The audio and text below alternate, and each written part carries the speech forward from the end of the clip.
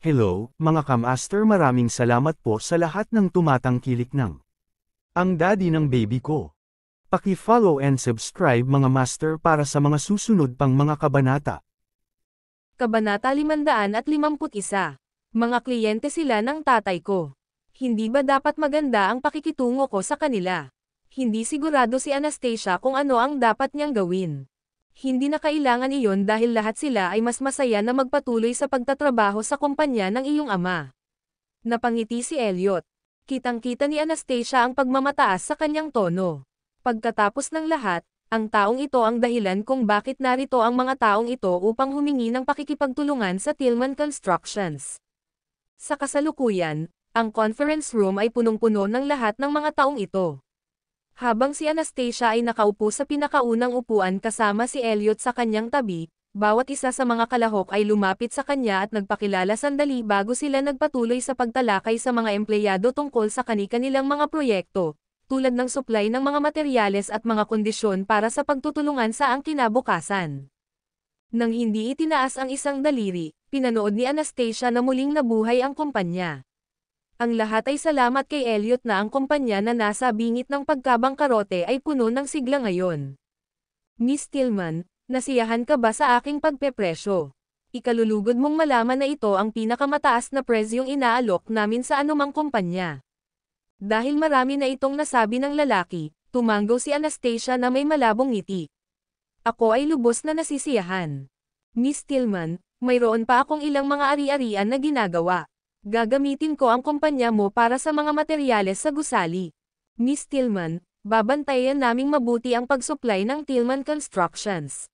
Hanggat ang iyong kumpanya ay nangangailangan ng mga hilaw na materyales, kami ang unang magpapadala sa kanila. Todong ngiti si Anastasia habang nakikinig sa lahat ng mga kilalang tao. Ang mga tagapamahala ng Tillman Constructions ay walang pagbubukod, dahil ang kanilang mga ngiti ay mas malawak pa kaysa kay Anastasia. Alam nila na ang kumpanya ay hindi lamang nailigtas ngunit patuloy na lalago pa mula ngayon. Ipaubaya ko sa inyong lahat ang natitira. Naging matyaga si Elliot sa pakikinig sa kanilang lahat bago siya tumayo at hinawakan ang kamay ni Anastasia.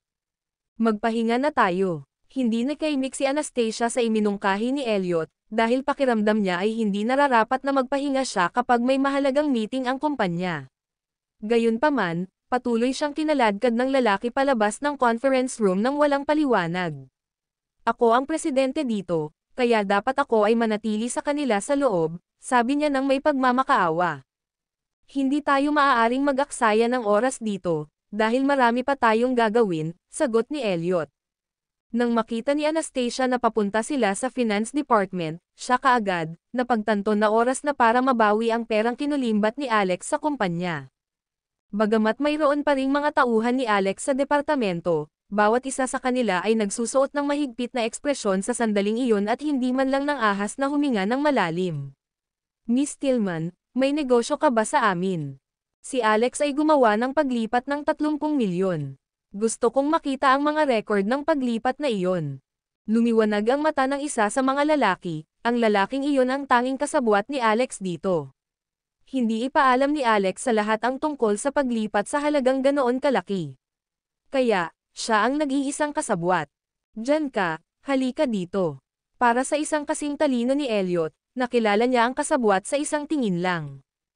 President Presgrave, maaari ba kitang tulungan? Kung aayusin mo ang lahat ng katibayan ng paglustay ni Alex, ililibre kita sa iyong mga maling gawain, sabi ni Elliot, ang kanyang tono ay malamig at pagalit. Agad namang namuti ang mukha ng empleyadong pinag-uusapan sa takot. Hiniling nga sa akin ni Pangulong Hunter na gumawa ng maling account, ngunit ang pera na iyon ay nasa isang account sa ibang bansa at ganap na hindi masusubaybayan. Imposibleng maibalik ang perang iyon. Kailangan ko lang na ihanda mo ang ebidensya. Pagkasabi nun, tinapik ni Elliot si Anastasia sa balikat niya. Tatawag ako sa telepono. Umalis siya pagkatapos tumanggo si Anastasia bilang pagsang-ayon. Pagkaalis ni Elliot, ang kasabwat ni Alex ay agad na lumapit kay Anastasia na malinaw ang kanyang takot sa araw. Miss Tillman, pasensya na. Pinilit ako ni Pangulong Hunter na gawin ito. Kailangan kong gawin ito para sa aking pamilya. Magkano ang kinuha mo? Hindi naniniwala si Anastasia na inosente ang lalaking nasa harapan niya. Ako, 1,000,000 lang ang kinuha ko. Ang lalaki ay nakayuko ng nahihiya. Ibabalik ko ang pera sa kumpanya at aayusin kaagad ang ebidensya. Kaya, Miss Tillman, mangyaring iligtas ako. Huwag mo akong ipadala sa kulungan. Depende iyan kung sapat ba ang iyong pagbabayad sala. Kung mayroon ka pa ring hindi sinasabi sa amin. I guarantee you will be going down with Alex, matunog na sabi ni Anastasia na malinaw at malamig ang mga mata. Sa sobrang takot at pagkamangha, nagmamadaling sinabi ng empleyado, Miss Tillman, 1 AM din ay duwag, kaya naman nai-record ko ang pag-uusap namin ni Pangulong Hunter. Ipapadala ko sa iyo ang recording kasama ang ebidensya ng kanyang paglustay. Kabanata 552. Mabuti. Habang sinabi iyon ni Anastasia, tumingin siya sa lahat ng tao sa silid at inihayag. Hahahanapin kita kung sino man sa inyo ang magpaalam kay Alex sa likod ko. Agad na naging tense ang lahat. Nahulaan na nila kung paano haantong si Alex, kaya walang nang ahas na kumampi sa kanya sa oras na ito. Huwag kang mag-alala, Miss Tillman. Walang sino man sa amin ang magsasabi kay Pangulong Hunter, sabi ng isa sa matatandang empleyado. Tumanggaw si Anastasia matapos marinig ang sagot niya. Sa sandaling ito, pumasok si Elliot sa silid at sinabi sa kanya ng kanyang mga mata na nabawi niya ang pera na kinulit ni Alex. Sa mga koneksyon na mayroon siya, ang pagkuha ng pera ay kasing dali ng ABC. Ngayon, dapat na ring magsimulang maghanda si Anastasia para sa pag-aresto kay Alex. Papunta na ngayon ang mga abogadong kinuha ko para sa iyo. Maghahanda sila sa mga pamamaraan. Nahawakan na ni Elliot ang lahat para sa kanya dahil mas gusto niyang makulong si Alex kaysa sa kanya. Higit sa lahat, eksperto ang bawat isa sa kanyang mga abogado, kaya tiyak na makulong si Alex sa natitira ng kanyang buhay. Isang nagpapasalamat na Anastasia ang yamakap kay Elliot sa kanyang baywang. Salamat, hindi ko talaga alam kung paano ibabalik ang pabor mo. Hinalikan siya nito sa buhok bago sinabing, iyan ang dahilan kung bakit ako nandito. Sa katunayan, ang dahilan kung bakit niya ginawa ang lahat ng ito ay hindi lamang dahil sa kanya, ngunit binabayaran din niya ang mga Tillman sa pagiging dahilan ng pagkamatay ng kanyang ina. Sa sandaling ito, nagpasya si Anastasia sa kanyang puso na palagi siyang nasa tabi nito habang buhay, anuman ang mangyari. Sa kabilang banda, nagkakaroon ng intimate moment si Alex kay Hailey sa apartment. Sa perang ito, madadala niya siya sa ibang bansa at magsaya, doon nang wala sa oras. Bagamat hindi niya talaga gustong maglakbay sa ibang bansa, hindi niya hahayaang mawala ang pagkakataong ito kapag may hawak itong malaking halaga ng pera. Nakakabilib ka talaga, Alex. Ngayon, siguradong bababa si Erica sa Tillman Constructions. Sabi niya na may ngiti sa labi. Idiot talaga siya. Hindi ko akalain na magagawa niya ang anumang bagay sa kanyang buhay. Labis na hinamak ni Alex ang sinumang tulad ni Erica. Samantala, ipinagmamalaki ni Hailey na nasiyahan siya sa pera ng ama ni Anastasia nang hindi niya nalalaman. Simulan muna natin ang ating bakasyon sa dalampasigan at i-enjoy natin ang ating buhay ng lubos, sabi nito sa kanya habang yakap-yakap siya. Okay, kahit anong sabihin mo. Ang trabaho ko lang ay magkaroon ng masarap na pagkain, magsaya, at pasayahin ka, masayang deklara niya. By the way, kilala mo ba ang kapatid ni Erica, si Anastasia? Tanong ni Alex sa kanya na laging curious dito. Anastasia, kunwaring naalala ni Hailey. Ilang beses ko na siyang nakilala. Bakit? Sinimulan niyang tingnang mabuti ang mukha nito na para bang may hinahanap siyang ibang babae sa pamamagitan niya. Kamukha mo talaga siya. Nang marinig iyon, nakaramdam siya ng pait sa loob. Bakit lahat ng lalaking nakakilala kay Anastasia ay nahuhumaling sa kanya? Si Elliot ay nahuhumaling sa kanya, at gayon din si Alex. Bakit ako lagi ang kapalit niya? Don't tell me na gusto mo ako dahil kamukha ko siya. Nagkunwari siyang nagseselos at napalingon sa gilid. Ano? Hindi. Wala akong pakialam sa kanya. Laruan na siya ng ibang lalaki. Kaninong laruan? Isang nagulat na naisip ni Hailey, may iba pa ba akong hindi alam tungkol sa kanya? Habang nagngangalit ang kanyang mga ngipin sa galit, sumagot si Alex, Elliot Presgrave. Elliot Presgrave. Hindi ba siya ang presidente ng Presgrave Group? Sadya niyang suot ang naguguluhan na mukha. Pagkatapos, Ang isang mapang-asar na si Alex ay bamulong, bukod sa lahat ng maruming pera na mayroon siya, siya ay talagang wala. Sa pagtingin sa galit na galit niyang mukha, tinutuya siya ni Hailey sa kanyang isipan. Is he honestly saying that when he's the one na wala lang? Sa kanyang puso, gaano man karami si Alex, hindi nila kayang makipagkompetensya sa isang Elliot. Gayunpaman, kailangan pa rin niyang tingnan siya ng puno ng pagmamahal ang mukha. Wala akong pakialam kung sino si Elliot. Alam ko lang na mahal kita, and don't you dare say na may kamukha na naman ako. Hindi ko gusto iyon. Okay, hindi ko gagawin. He embraced her in his arms, but deep inside, he always treated Hailey as Anastasia's substitute because she really looked like Anastasia most of the time. Samantala, sa Tillman Constructions. Kabanata 553. Nang mabalitaan ni Anastasia mula kay Ray na si Alex ay nasa apartment nila ni Hailey, alam niyang dapat niyang sabihin kay Erica ang tungkol dito. Kailangan niyang ipaalam sa kanya kung sino ang patuloy na bumabagabag kay Alex, ginagastos ang kanyang pera nang hindi niya nalalaman, at ginagawa siyang malamig na pakikitungo pagkatapos ng kanyang kasal ang kanyang matalik na kaibigan, si Hailey. Kung isisiwalat niya ang lahat sa kanya, inaasahan niyang makakakita siya ng mainit na pagtatalo sa pagitan ng dalawang matalik na kaibigan.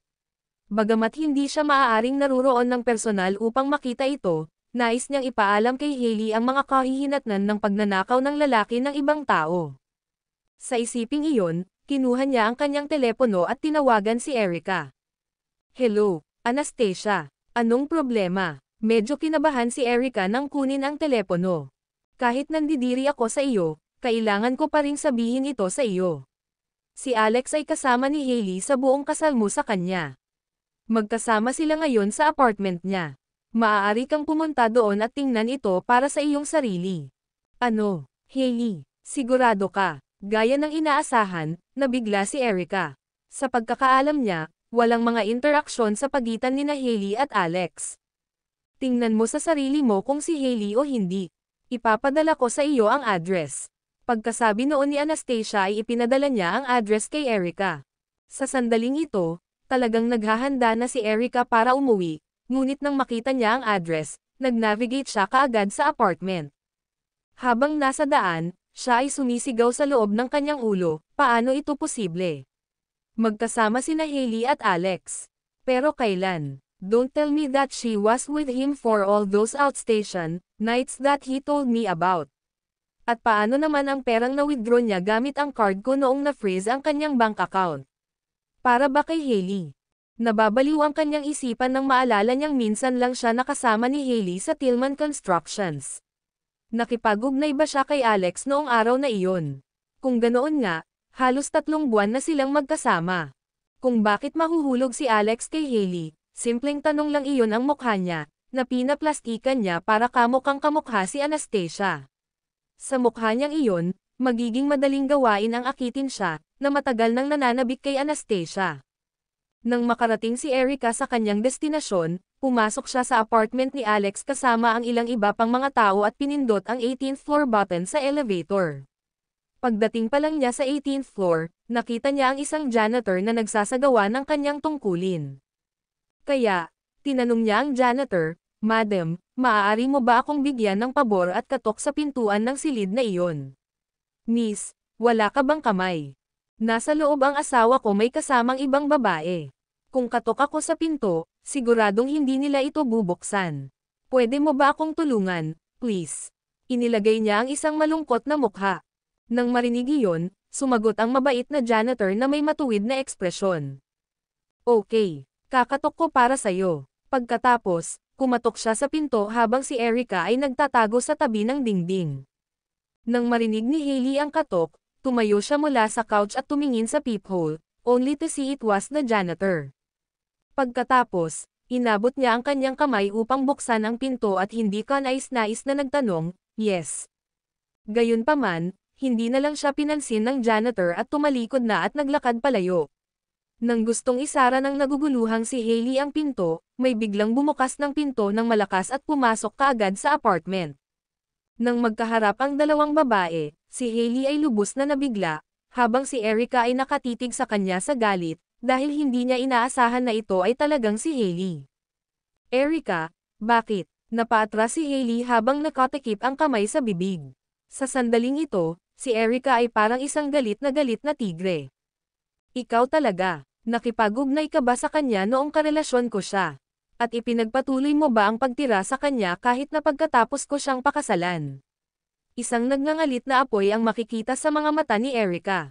I'm sorry, Erika, but I can explain. Sa kabila ng pagiging matalino ni Hailey, hindi siya handa para sa sandaling ito at nawala ang kanyang kakayahan upang ipagtanggol ang sarili.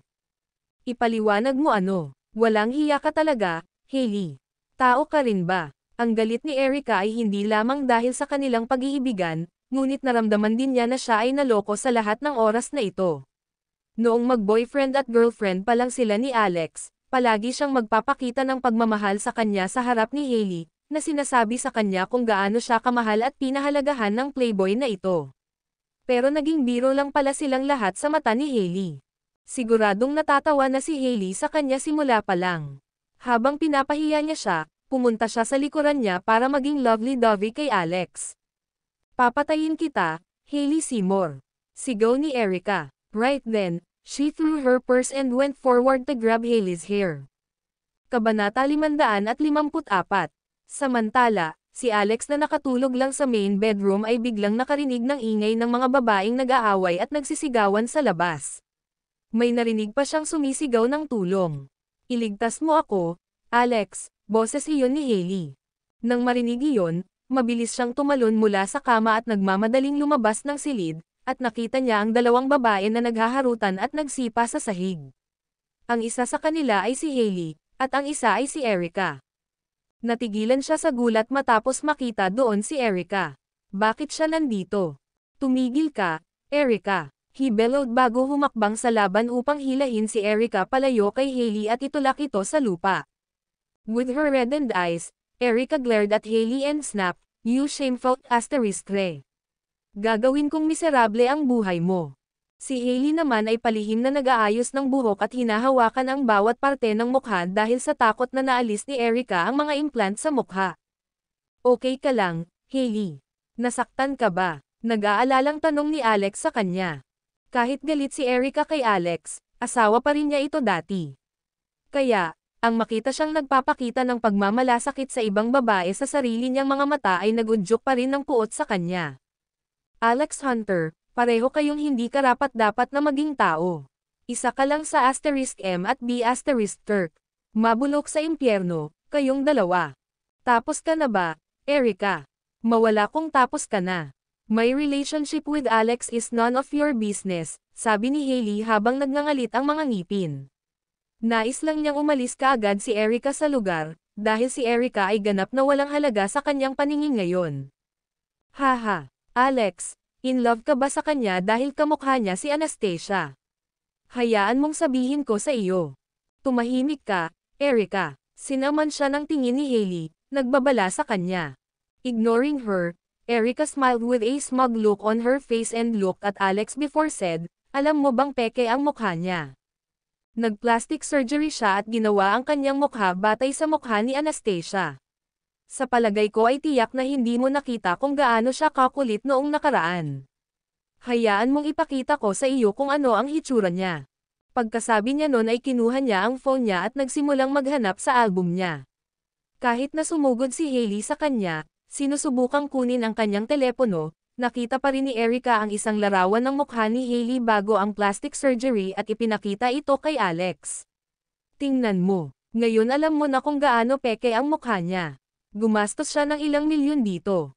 Sa sandaling ito, ganap na natulala si Alex. Kinuha niya ang telepono ni Erika mula sa kanyang kamay at nakita ang mukha sa larawan. Ang taong nasa larawan ay may isang parisukat na mukha, na tila ibang-iba sa hitsura ngayon ni Hailey. Ikaw ba talaga ito? Tanong niya kay Hailey na parang galit na ang ekspresyon. Nang marinig iyon, napabuntong hininga si Hailey. Sabi mo wala kang pakialam sa nakaraan ko, Alex. Haha, napakaganda talaga ng kanyang nakaraan. Halos lahat ng lalaking nakasalamuhan niya ay nakasama niya. Dapat mo siyang tanungin kung ilang beses na siyang natulog bago ka. Lumapit si Hailey at binawi ang phone niya sa kamay ni Alex. Umalis ka, Erica. Sigaw ni Hailey sabay turo sa pinto. Bakit ako lalabas? Hindi ko pa hinihiling na ibalik mo ang pera ko. Nang ma-freeze ang kanyang bank account, nag-withdraw siya ng 40,000. Para sa'yo, diba? Ikaw. Nagngangalit ang kanyang mga ngipin, sumagot si Hailey. Oo. Ginastos ko lahat. So, ano? Walang hiya ka talaga. Gusto kong makita kung hanggang kailan mo kayang panatilihin ang iyong pekeng mukha. Plano mo bang kunin ang pera ni Alex para ayusin mo ang peke mong mukha? Sigaw ni Erica sa kanya. Itinikom mo ang bibig mo. Naging mabangis ang mukha ni Hailey. Samantala, kalmado lang silang tiningnan ni Alex mula sa gilid dahil, sa sandaling ito, napagtanto niya kung gaano kasinungalingan si Hailey. Ngayon, nagkaroon siya ng pagbabago sa plano, hindi na siya magbabahagi ng kahit isang sentimo ng kanyang pera sa kanya. Lumabas kayong dalawa. Ito ang aking bahay. Hailey, ayusin mo na ang mga gamit mo at umalis ka na rito. Si Alex ay isang taong matigas ang loob na alam ang tamang timing para maagang maputol ang mga pagkatalo.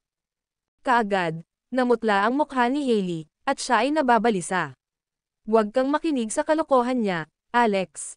Ang aking mukha ay maayos, at ito ay mananatiling pareho sa natitirang bahagi ng aking buhay.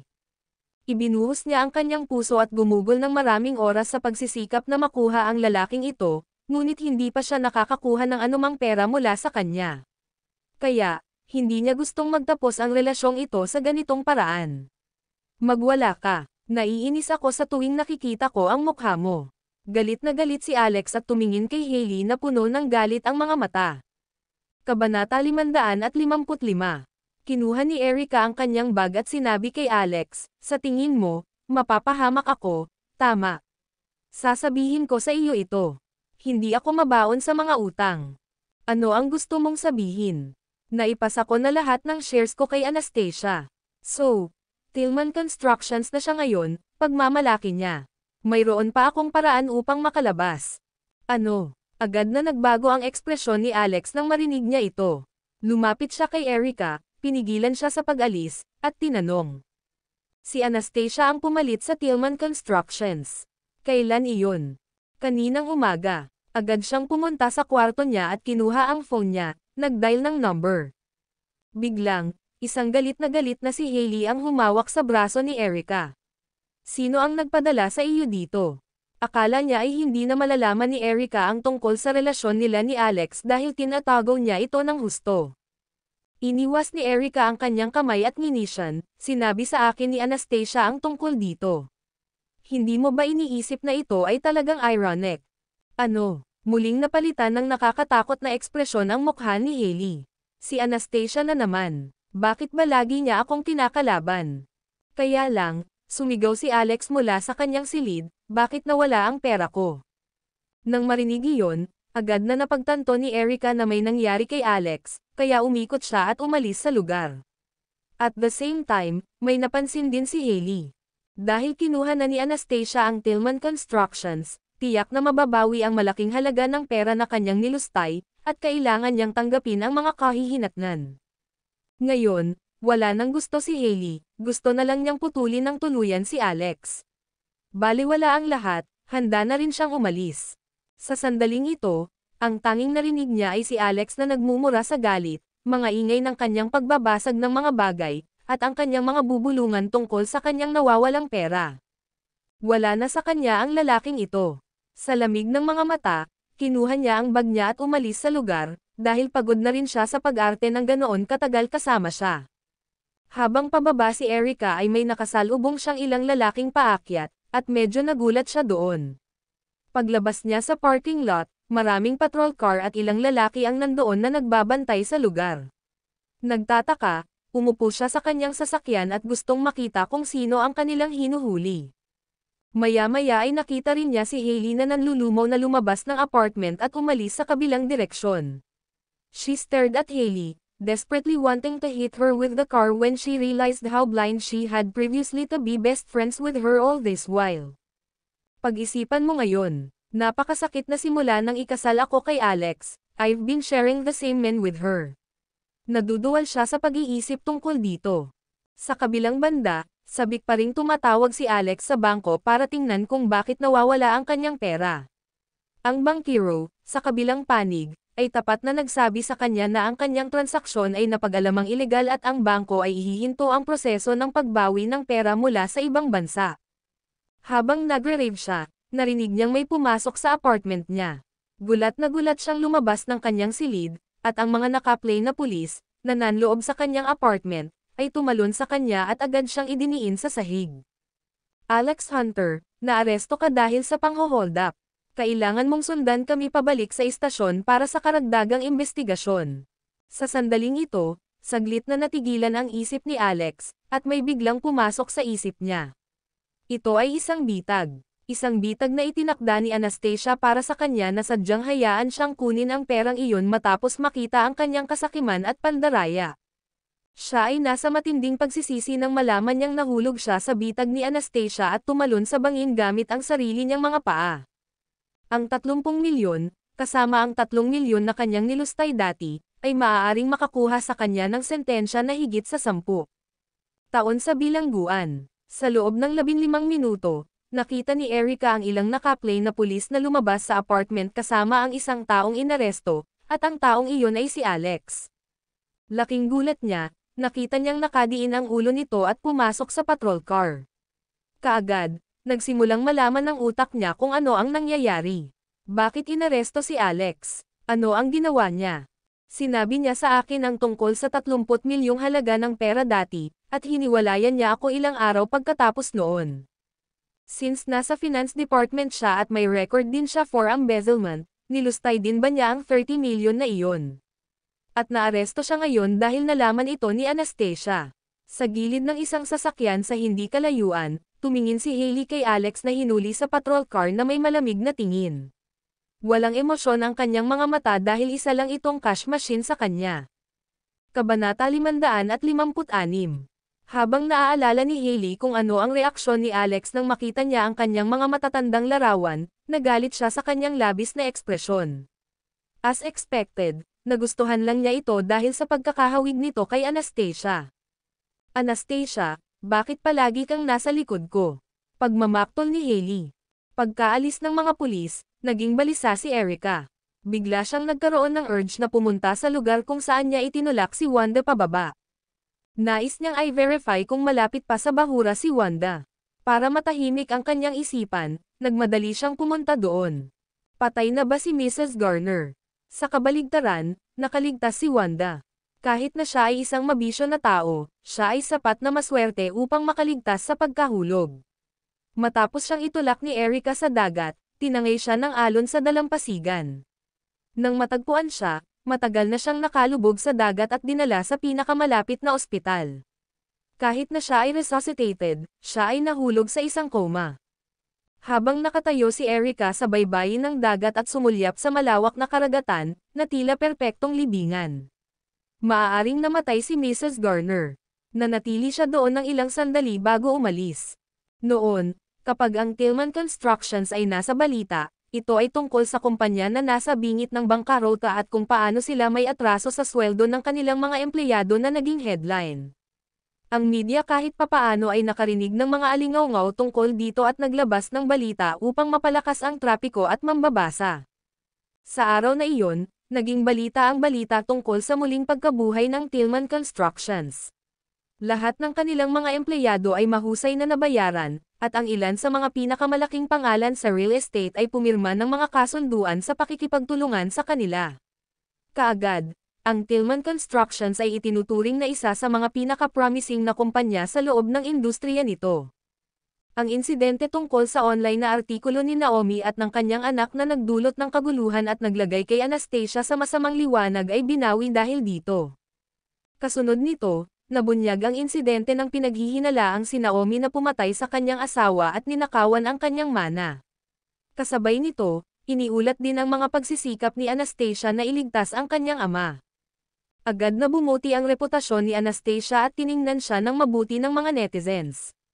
Pinuri nila siya para sa kanyang kagwapuhan, kanyang mga gawa ng pagiging anak sa anak, at ang kanyang bagong katayuan bilang kasalukuyang presidente ng Tillman Construction. Nalaman lang niya ang tungkol sa balita habang pabalik siya ng ospital. Natuwa siya sa balita, at naniniwala siyang gawa iyon ni Elliot. Sa katunayan, siya ang nagpiyansa sa Tillman Corporation, ngunit ibinigay niya sa kanya ang lahat ng mga kredito.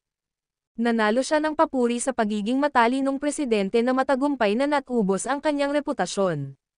Bagamat hindi kailanman naabala si Anastasia sa pagtingin ng iba sa kanya, ang mga pangit na komentong iyon noon ay nakasakit sa kanyang damdamin. Sa ospital, itinulak si Francis sa ward matapos siyang suriin ng doktor. Matapos makoma sa loob ng 1 buwan, sa wakas ay nagkamalay siya. Napansin ng nurse na pumasok sa kanyang ward na nakabukas ang kanyang mga mata at nagtatakang naglakad ito. Mr. Tillman, gising ka na. Agad siyang tumakbo palabas para kunin ang mga doktor.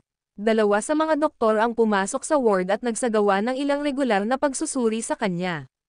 Mr. Tillman, may nararamdaman ka bang discomfort? Ilang oras na akong walang malay. Tanong ni Francis sa paos na boses. Ikaw ay walang malay sa loob ng 31 araw. Ano, 1 buwan na ba? Bigla siyang napaupo ngunit kinailangan niyang sumandal sa headboard nang makaramdam siya ng panghihina. Nasaan ang aking anak at asawa? Mr. Tillman, mangyaring maghintay ng ilang sandali. Ipapaalam ko kay Ms. Tillman na pumunta ngayon. Habang nakapikit si Francis, umalangaw sa kanyang tenga ang mga boses na huli niyang narinig. Parang bangungot sa kanya ang mga boses na iyon. Ang katotohanan na sinubukan siyang patayin ni Naomi at Erica ay nagdulot sa kanya ng paghihirap. Nang pumasok si Anastasia sa bulwagan ng ospital, ang nurse sa reception ay masayang nagpaalam sa kanya, Ms. Tillman, gising na ang papa mo. Talaga, dala ang isang bag sa kanyang kamay, tumakbo siya patungo sa elevator dahil hindi na siya makapaghintay na umakyat sa itaas, at nagmamadaling pumunta sa ward ng kanyang ama. Nang makita niya itong nakaupo, nilabanan niya ang mga luha sa pananabik at pumasok. Dad, gising ka na. Anastasia, nandito ka. Mukhang pagod si Francis, pero may gusto siyang itanong sa kanya. Kabanata 557. Dr. Leonard, kumusta ang kalagayan ng aking ama pagkatapos niyang magkamalay? Tumingin si Anastasia sa doktor at nagtanong.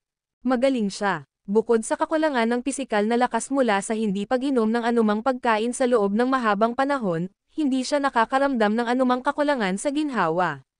Papahusayin natin ang nutrition intake ni Mr. Tillman. Doktor, maaari ko bang makausap ang aking anak ng pribado? Tanong ni Francis. Siyempre, kaya mo. Pinalabas ng doktor ang lahat ng silid pagkatapos noon. Ang titig sa mga mata ni Francis ay humihila sa kanyang puso. May natuklasan ba si tatay bago siya nakoma? Tay, marami nang nangyari sa panahong ito, sabi niya habang nakaupo sa harapan niya. Sabihin mo sa akin ang lahat ng nangyari pagkatapos kong mawalan ng malay. Sabik siyang alamin ang lahat. Dahil doon, sinabi sa kanya ni Anastasia ang lahat ng detalyado, simula noong siya ay na-admit sa ospital. Sinabi pa niya sa kanya kung gaano kawalan Gia si Naomi nang walang pag-aalinlangan. Sumakit ang puso niya nang makita kung gaano kagalit ang kanyang ama. Gayunpaman, para makita niya ang tunay na kulay ni Naomi, ginawa niya ang dapat gawin. Dad, huwag kang masyadong magalit dyan. Kung mayroon siyang lakas ng loob na saktan ka, nangangahulugan lamang na wala siyang nararamdaman para sa iyo. Inaliw siya ni Anastasia. Habang pinipigilan niya ang kanyang mga luha, sumagot siya. I'd never think na gagawin niya yon sa akin since we have married for more than 20 years. Anastasia, ako ay isang tanga dahil hindi ko matukoy kung sino ang aking mga kalaban sa mga malapit sa akin. Sina Naomi, Erica, Alex, at Colin ang mga taong pinakamalapit sa akin, pero gusto nila akong patayin. Dad, nasa iyo pa rin ako. Nadurog ang puso niya para sa kanya dahil alam niyang nasasaktan siya sa episode. Matapos niyang marinig ang kanyang anak, baka sa kanyang mga mata ang isang kislap ng kagalakan. Tama iyan. Meron pa rin ako sayo. Mapalad akong nagkaroon ng anak na katulad mo. Dad, so anong plano mo? May matibay na ebidensya na magpapatunay na sinubukan ka ni Naomi na saktan at si Erica ang kanyang kasabwat. Ito rin ay isang hindi may kakaila na katotohanan na pareho silang sinubukang baguhin ang iyong kalooban. Nang marinig iyon, siya ay nasa labis na pagkabalisa kaya napapikit siya at mamigat ang kanyang paghinga. Dad, huwag muna nating isipin iyon. Maghintay tayo hanggang sa gumaling ka. Kung hindi mo kayang parusahan sila, gagawin ko ito para sa iyo. Tumango si Francis. Siya ay nagulat ngunit humanga sa kung gaano court at kalmado si Anastasia mula nang mahuli niya si Naomi at maaresto si Alex habang siya ay walang malay. Lahat ng ginawa niya ay para makaganti sa kanya. Nagpasalamat siya sa langit sa pagkakaloob sa kanya ng isang mahusay na anak na babae. Maya-maya lang ay may nakitang matangkad na tao na nakatayo sa may pintuan. Si Elliot ang sumugod mula sa Presgrave Group nang marinig ang balitang gising na si Francis. Mr. Tillman, gising ka na, tuwang-tuwang sabi ni Elliot. Elliot, salamat sa iyo. Sinabi sa akin ni Anastasia na kumuha ka ng mga medikal na profesional para gamutin ako, at dahil doon kaya ako nagkamalay. Nagpasalamat si Francis sa binata. Ito ang pinakamaliit na magagawa ko. Sinulyapan niya si Anastasia, at lumingon ito at sinalubong ang tingin nito. Parang ramdam niya ang excitement sa likod ng ngiti nito na ikinamulan niya. I'm so sorry for delaying your engagement. Kung hindi dahil sa aksidente ko, magkanobyo na kayong dalawa. Nakonsensya si Francis sa pagsira sa malaking araw ng kanyang anak. Mr. Tillman, mangyaring huwag magdamdam tungkol dito. Ang pinakamahalagang bagay ay ang iyong kalusugan. Lagi tayong makakapili ng ibang date para sa ating engagement. Inaliw siya ni Elliot. Talagang gusto ni Francis si Elliot bilang kanyang manugang. Anuman ang kanyang kayamanan at kakayahan, kitang-kita ang kanyang pagmamahal kay Anastasia, na naging dahilan upang maging mabuting tao siya. Maya-maya pa, dinala ng doktor ang ilang masustansyang lugaw. Nang makita iyon, pinakain ito ni Anastasia sa kanyang ama habang naghihintay si Elliot sa labas. Matapos kainin ni Francis ang kanyang lugaw, pumasok ang doktor, at lumabas si Anastasia sa silid. Nakatingin siya sa nakapoised na lalaki na nakasandal sa pader sa tapat niya, hindi maitago ang kanyang pasasalamat sa kanya. Siya ay naging instrumento sa pagtulong sa kanyang ama na magkamalay, at sa pagtatapos ng araw, karapat-dapat siya sa lahat ng papuri. Kabanata 558. Salamat. Nagpasalamat si Anastasia kay Elliot. Kailangan kitang parusahan kapag narinig kong sinabi mo ulit ang mga salitang iyon. Habang hinihila nito ang braso niya, nahulog siya sa braso nito, at maya-maya lang, naramdaman niya ang mga braso nito sa bewang niya. Hindi mo na kailangang magpasalamat sa akin dahil iyon lang ang magagawa ko para sa aking kasintahan. Agad niyang hinalikan ang mapupulang labi nito. Ang kanilang pampublikong pagpapakita ng pagmamahal ay nakakuha ng atensyon ng ilang mga nurse na dumaan sa kanila. Lahat sila ay namula nang mabihag sila ng kanyang dominanteng disposisyon, na nakita nilang nakakabighani. Naiinggit sila sa kagandahan ni Anastasia at kung gaano siya kaswert na napunta sa isang tulad ni Elliot. Tiyak na marami siyang nagawang kabutihan sa kanyang nakaraang buhay upang maging karapat-dapat sa kanya.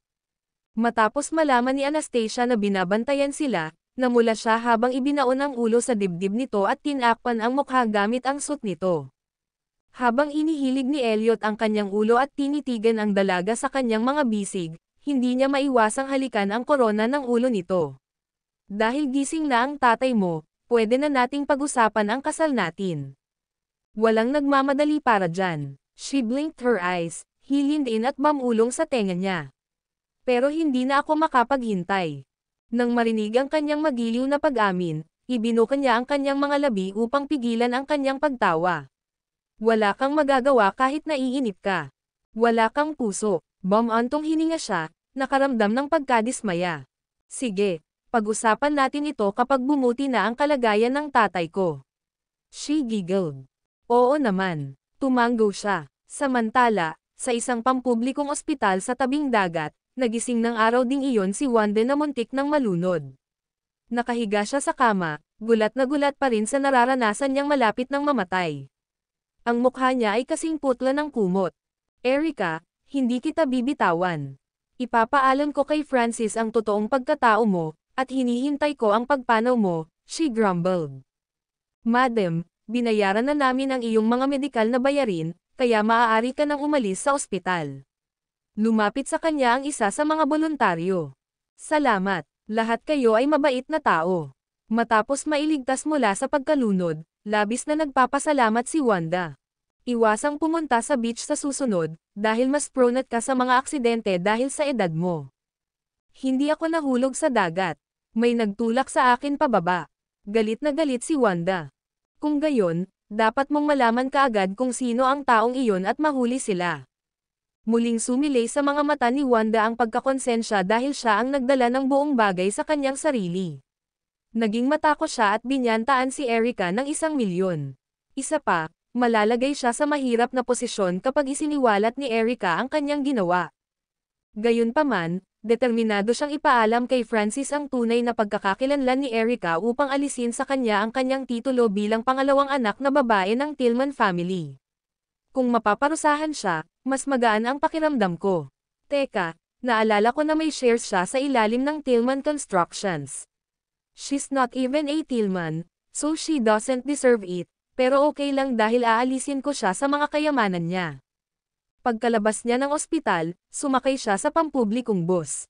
Habang pauwi, naisip niya na hindi naisip ni Erica na siya ay buhay, at hindi niya planong gawing madali ang mga bagay para sa kanya. Pagdating niya sa bahay, kinuha niya ang Yellow Pages at bumili ng bagong mobile phone at SIM card. Habang nakatayo siya sa sulok ng shop, dinial niya ang numero ni Erica. "Hi, sino ta?" Parang naiinip si Erica habang sinasagot ang tawag. "Aries, hindi mo ba nakikilala ang boses ko?" Napangisi si Wanda. Ikaw ba si Mrs. Garner?" Nanginginig ang boses ni Erica. Erica, malalaman na ang tunay mong pagkatao. Ipapaalam ko kay Francis na ikaw ang illegitimate na anak ni Naomi at na hindi ka sa Tillman bloodline." "Mrs. Garner, Mrs. Garner, I'm very sorry, nakikiusap ako sa iyo. Mangyaring huwag ipaalam sa kanila. Babayaran kita agad ng 1,000,000. Ang kanyang mga salita ay nagulo. "Ayoko na ng pera mo. Gusto ko lang makita ang pagbagsak mo." Pagkatapos ng malapit ng mamatay na karanasan ni Wanda, nagpapasalamat siya sa tulong ng mga voluntaryo at napagpasyahan niya na magiging mabuting tao siya mula roon. Kabanata 559. Mrs. Garner, mangyaring huwag. Ginang Garner. Nang hindi pinakinggan ang pakiusap ni Erica, ibinaba ni Wanda ang telepono. Kahit na wala siyang numero ng telepono ni Anastasia, alam niyang tiyak na nasa Tillman Construction si Anastasia, at mahahanap niya siya doon. Matapos matanggap ni Erica ang tawag mula kay Wanda, nanlamig ang kanyang dugo. Takot siya na namutla ang mukha niya habang nakadapa sa sopa, dahil natupad ang pinakamalaking takot niya sa buhay pa ni Wanda. Hindi siya makapaniwala na nakaligtas siya sa pagkahulog. Ang higit na nag-aalala sa kanya ay ang mga epektong kasunod nito. Bukod sa pagbubunyag ng kanyang tunay na pagkakakilanlan, maaari rin siyang kasuhan ng tangkang pagpatay. Ang parehong mga insidente ay ang pinakamasamang bagay na maaaring mangyari sa kanya. Hindi ko hahayaang magkita si Mrs. Garner. Anastasia, namula ang mukha niya sa galit. Habang kinukusot niya ang kanyang mga mata, nagsimula siyang magplano na pigilan sila sa pagpupulong. Alam ni Erica na hindi alam ni Wanda ang contact number at address ng bahay ni Anastasia. Hindi rin niya alam ang tungkol sa Presgrave Hospital. Kaya, ang tanging paraan para makilala niya si Anastasia ay pumunta sa Tillman Constructions. Desidido siyang pigilan silang dalawa sa pagkikita habang ang isang pagpatay na layunin ay sumilay sa kanyang mga mata. Dahil tinangka niyang patayin si Wanda noon, handa na siyang gawin muli. Habang nagkakamot siya ng ulo, sinusubukang isipin ang perpektong kandidato para isakatuparan ang plano, pumasok sa isip niya ang kanyang kapanganakang ama. Handa siyang gawin ito kung binayaran siya dahil mapuputol ang kanyang pinagkukunan ng pera kapag nawala ang katayuan ni Erica bilang pangalawang anak ng Tillman family.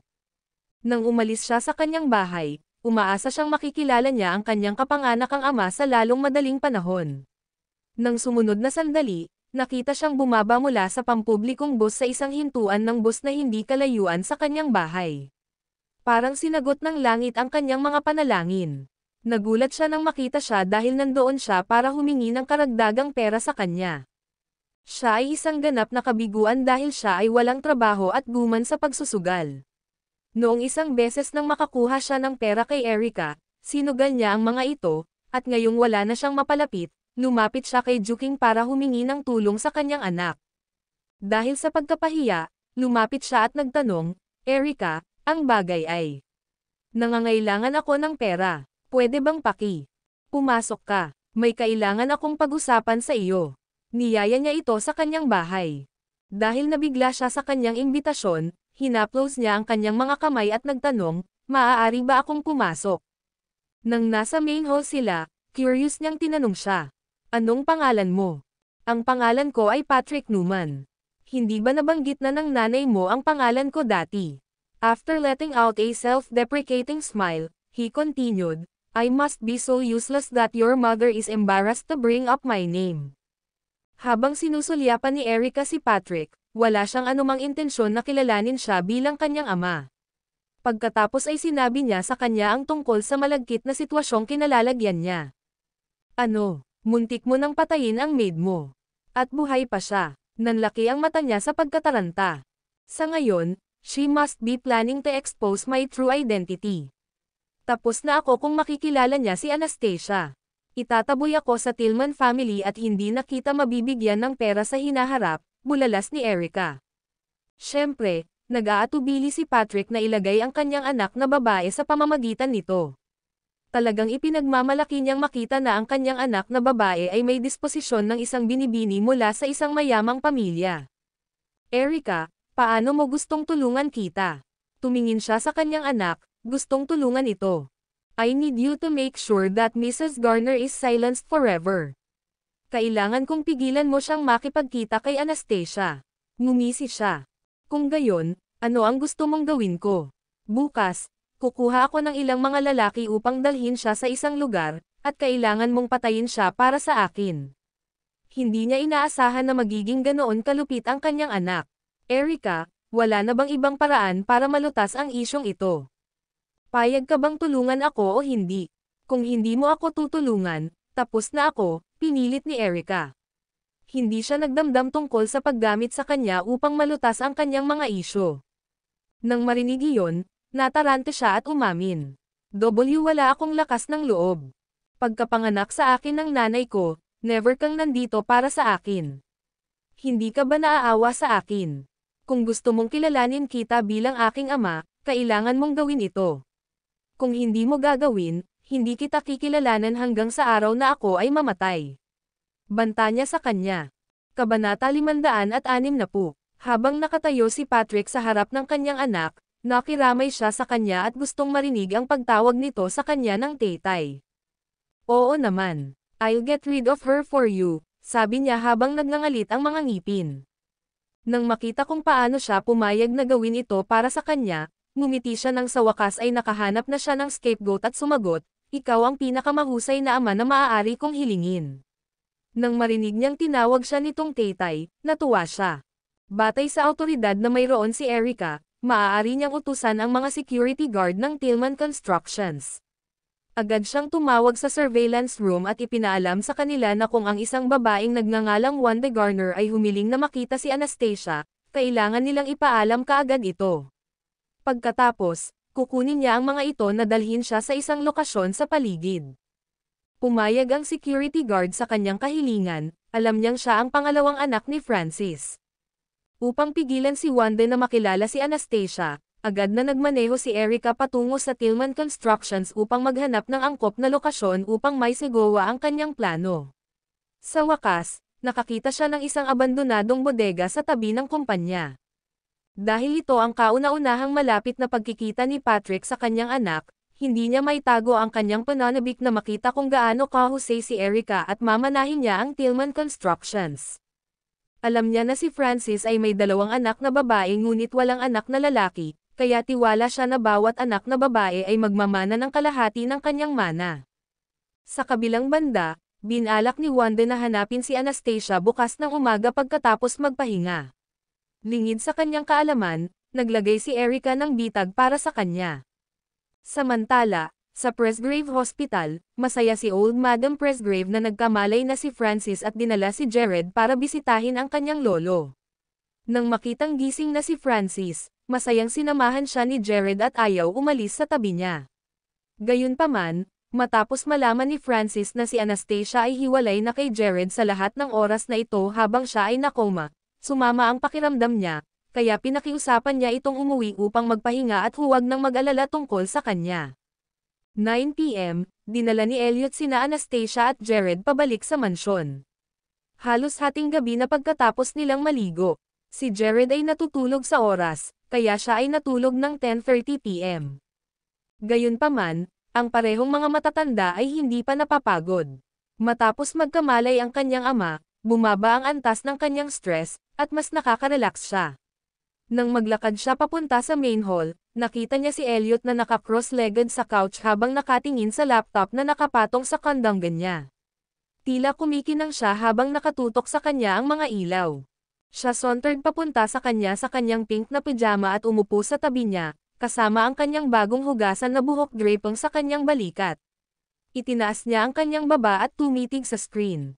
Ito ay isang mahabang email sa Chinese na may maraming corporate jargon, na nagpaikot sa kanyang ulo.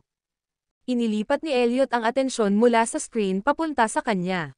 Mula sa kanyang anggulo, mukha siyang pambabae, may kumikinang na balat, at ang kanyang mapupulang labi ay mapaglarong nakapout. Bigla niyang isinara ang laptop at itinabi. Pero hindi ka patapos mag-type. Napakurap-kurap si Anastasia habang iniisip na baka naantala niya ang kanyang trabaho. Kung ikukumpara sa trabaho, mas interesado ako sa iyo. Pagkaraan, hinayla siya nito sa kanyang mga braso. Bumilis ang tibok ng puso niya habang nakasandal sa dibdib nito habang ninanamnam. Kapag dumating ang bago kong yate bukas ng gabi, ihahatid kita ni Jared sa dagat. Pinasadahan niya ng mga daliri ang mahaba nitong malasotla na buhok. Oo naman. Gusto niyang lumabas at makalanghap ng sariwang hangin. Magpakasal na tayo pagkatapos gumaling na ang kalagayan ng tatay mo. Ang bagay na ito ay nasa isip ni Elliot. Oo naman. Pumayag naman si Anastasia dahil mas maaga pa raw silang magpakasal. Mabango ka. Pinulot niya ang isang hibla ng buhok nito at bahagyang sumangot, ngunit nakatutok ang mga mata nito sa kanya. Ang kapaligiran ay agad na naging romantiko at sensuous. I'm having my period, nahihiyang sabi niya. Nang marinig iyon, natahimik siya dahil masama ang timing niya. Plano mo bang maging akin kung wala kang regla? Humajijik siya, pilit na inaalis ang sarili sa awkward na sitwasyon. Ako ay magiging iyo sa wakas. Ngumisi siya.